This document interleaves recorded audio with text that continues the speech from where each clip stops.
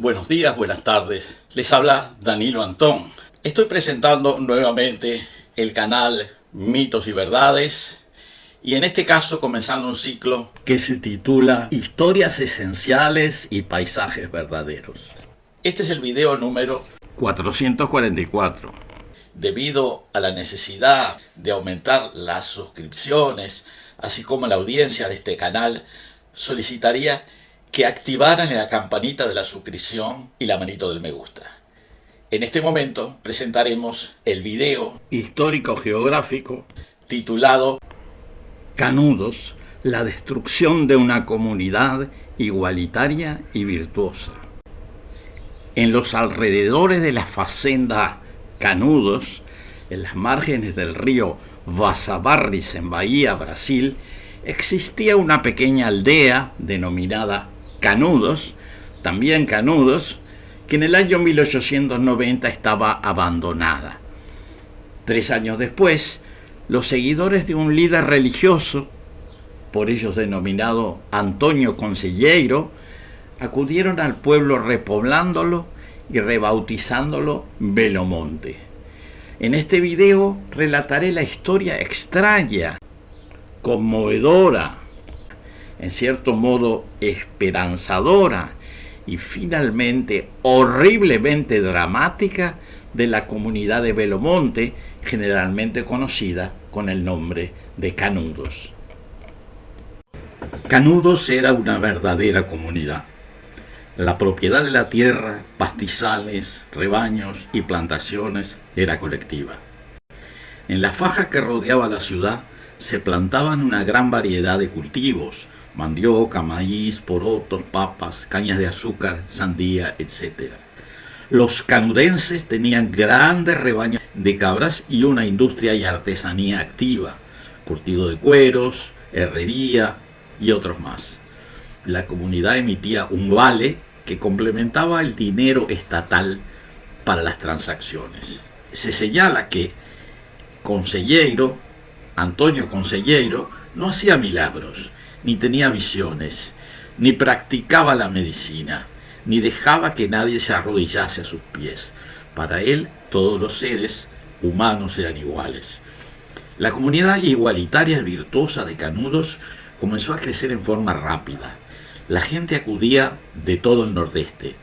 Decía el barón de Jeremoato: algunos lugares de esta comarca y otras vecinas, y hasta el estado de Sergipe, quedaron deshabitadas, debido al aluvión de familias que suben para Canudos. Causaba dolor ver la gente vendiendo en las ferias por precios irrisorios su ganado, objetos, terrenos, casas, etc. El anhelo extremo era vender, obtener dinero e ir a repartirlo con el santo Conselheiro.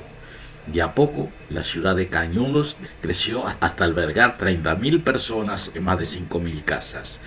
La comunidad de Canudos estaba compuesta por mestizos, mulatos y negros. Estos últimos se acercaron en grandes números a partir de la abolición de la esclavitud. Antonio Conselheiro había nacido en Quixeramobim, en Ceará, en el año 1828.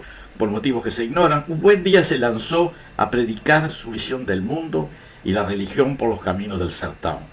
Comenzó su peregrinación en Sergipe en 1874. Prontamente consiguió muchos adeptos, con los que se trasladó a Bahía. O Conselheiro, como ya lo llamaban, actuaba al margen de la iglesia y las autoridades monárquicas, y a medida que su movimiento fue creciendo, despertó la oposición de las autoridades civiles y religiosas, tanto locales como estaduales.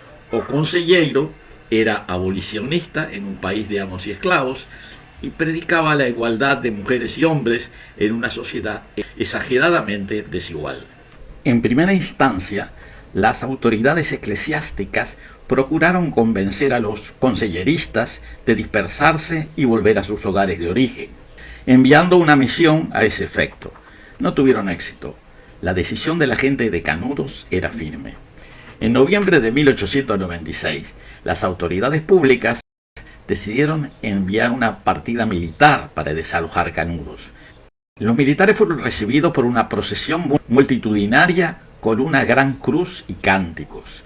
Asultados por la muchedumbre, los soldados dispararon sin ton ni son hasta que escaparon a abandonar armas y pertrechos. El ministro de Guerra elogiaría luego al comandante Pires Ferreira, que dirigía la operación, por la manera en que condujo la acción. Una segunda expedición, compuesta por 600 soldados, se inició en enero del año siguiente. La columna se internó en las veredas de Sertao, alejándose sucesivamente de sus bases. Los conselleristas comenzaron a atacar la columna en acciones rápidas, retirándose a la espesura de la Caatinga. Los militares se defendían como podían con sus armas superiores, pero de a poco fueron rodeados, debilitados, desmoralizados. El resultado final de la incursión fue patético. Además de las heridas de guerra, los soldados volvieron lastimados por las espinas, cansados y hambrientos. Luego de esta derrota, el gobierno decidió, ahora sí, liquidar ese mal ejemplo de insubordinación. Moreira César, un político y militar de fuste, que había sido gobernador militar cuando la revuelta de Santa Catarina, fue el elegido para esta empresa. Se reunieron 1.200 soldados, 15 millones de cartuchos y 73 tiros de artillería. La campaña se inició en febrero de 1897. Esta vez la guerra entre Canudos y el gobierno de Brasil se declaró definitivamente. Antonio Conselheiro tomó el mando de sus fuerzas personalmente. En lugar de atacar a la columna en marcha, los dejó acercarse al pueblo. Cuando la infantería y caballería atacaron, creyendo que la victoria habría de ser fácil, las fuerzas de Canudos comenzaron a disparar desde todas las direcciones, los espinales, las casas, de atrás de las rocas. Los jinetes fueron heridos y derribados. Los soldados de a pie atacaban a un enemigo invisible. El propio Moreira César fue alcanzado por varios proyectiles y finalmente murió. El desbande del ejército fue total. Los soldados arrojaban sus armas y uniformes para poder escaparse. Quedaron cientos de muertos desparramados por Canudos y sus alrededores. La siguiente campaña fue organizada movilizando 20 batallones traídos de Río Grande do Sul, de Pará, de Maranhão, de Ceará, de Piauí, de Pernambuco, de todo Brasil. Eran más de 6.000 soldados. Acercándose a Canudos, las dos primeras columnas, casi 5.000 hombres, fracasaron en su intento de avanzar y debieron replegarse. Una vez reorganizados, 3.500 hombres salieron en dirección a Canudos.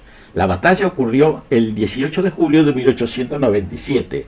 Los invasores lograron tomar unas 300 casas, pero la defensa cerrada y el contraataque de las fuerzas de Canudos otra vez obligaron al retiro gubernamental, dejando casi 2.000 bajas.